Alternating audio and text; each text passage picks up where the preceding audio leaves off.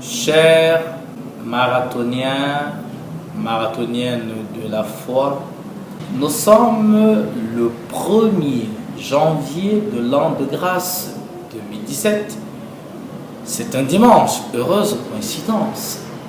Nous célébrons en église, la solennité de Marie, Mère de Dieu. Et les textes que notre Sainte Mère l'Église propose à notre mendication et méditation sont les suivants. Le livre de Nombres, chapitre 6, versets 22 à 27. L'épître de Paul aux Galates, chapitre 4, les versets 4 à 7. L'évangile de Saint Luc, au chapitre 2, versets 16 à 21. Avant que de revenir nous donner quelques flashs ou des clés pour comprendre et mieux apprécier la beauté des textes bibliques, un petit détour historique est important. Je vous y convie. L'appellation Marie, Mère de Dieu, ne tombe pas comme un fruit mûr. Nous sommes là renvoyés au 5e siècle, notamment au concile d'Éphèse qui s'est tenu en 431. Au cours de ce concile, l'Église a donné à Marie le titre de Théotokos, c'est en grec, signification en français Marie, Mère de Dieu. Il faut rappeler qu'il y avait toute une bataille ou tout un débat, encore un débat christologique, pour que justement ce statut de Marie soit mis en exergue.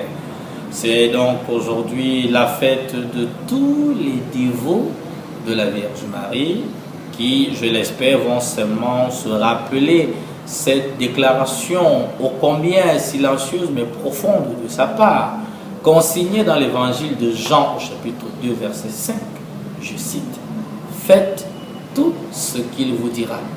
En fait, Marie nous invite à faire de 2017 une année dans l'obéissance à la parole de Dieu, une année dans l'obéissance au commandement du Seigneur, une année à faire mieux que par le passé la volonté de Dieu, une année à faire mieux que par le passé les désirs divins, que nous sanctifions le nom de Dieu, que nous œuvrions à l'avènement de son règne. Voilà.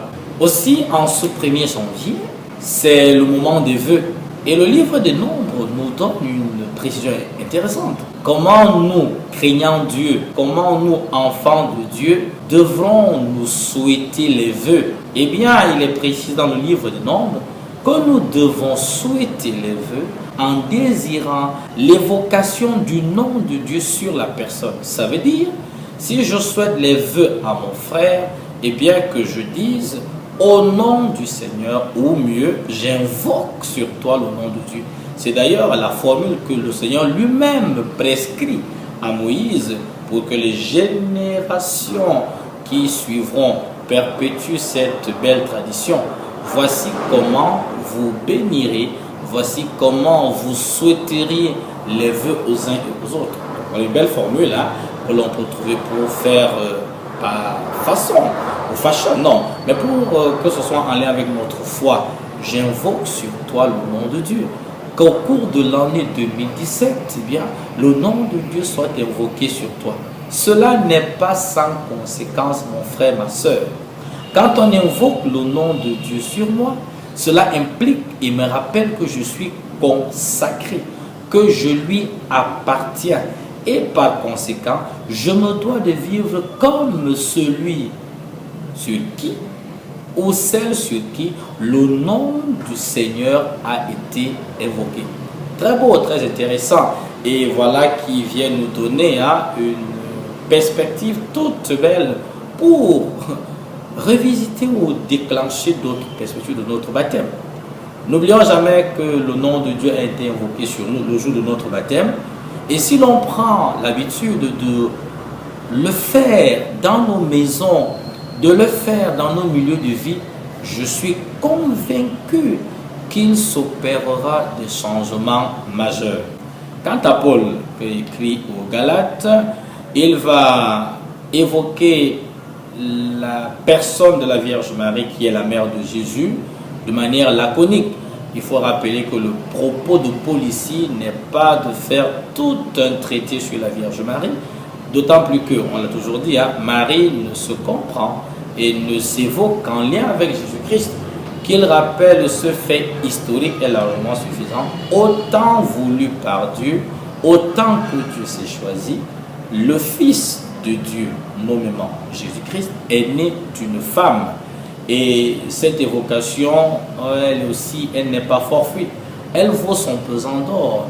Elle vaut ce qu'elle vaut sur le plan de l'histoire. Savoir que Jésus est entré dans l'histoire des hommes par la Vierge Marie, on peut comme ça s'amuser à aller chercher toutes les considérations que l'Église a voulu trouver en cette dignité de la Vierge Marie. Mais bon, rappeler que Jésus est né d'une femme et qu'elle s'appelle Marie, c'est respecter les lois de l'histoire.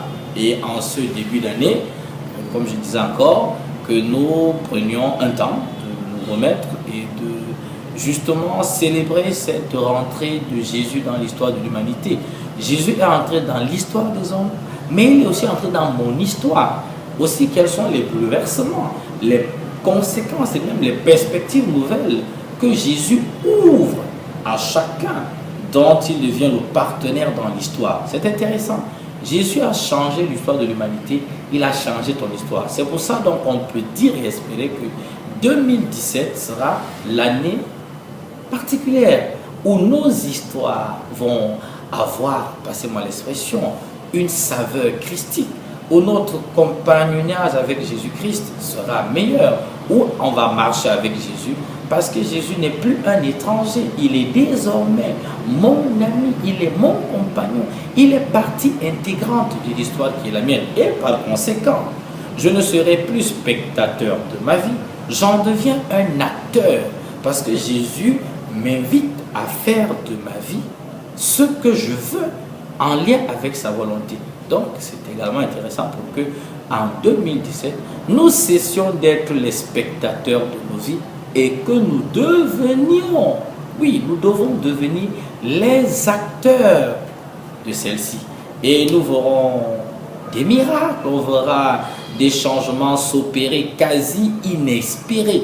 Juste essayer de demeurer acteur de sa vie. C'est le souhait que je formule pour toi en cette année qui commence. Quant à l'évangile de Luc, on a la célèbre scène de la visite des mages. Ils apportent à l'enfant Jésus des présents, lesquels également sont pleins de symbolique. L'or, l'encens, la myrrhe. Ils viennent et ils adorent celui qu'ils reconnaissent comme étant le roi à partir d'une étoile. La visite des rois mages nous rappelle le premier commandement qui nous enjoint à l'adoration. Ils ont adoré le roi du monde, bien que tout au long de cette année, nos vies soient adoration. On va comme ça faire un lien intéressant avec la prescription de l'archevêque de Douala qui invite tous les chrétiens désormais, et ce depuis le deuxième dimanche du temps de l'Avent, de lundi à vendredi. Il se trouvera toujours dans une des zones pastorales, un jour d'adoration, 24 heures, dans le Saint-Sacrement. Donc c'est de remettre justement l'adoration au cœur de nos vies. Si on peut passer l'année 2017 uniquement à cela, ce ne serait pas déjà rien. Ils ont apporté à Jésus, il est présent. Qu'est-ce que nous apportons aujourd'hui au roi des rois?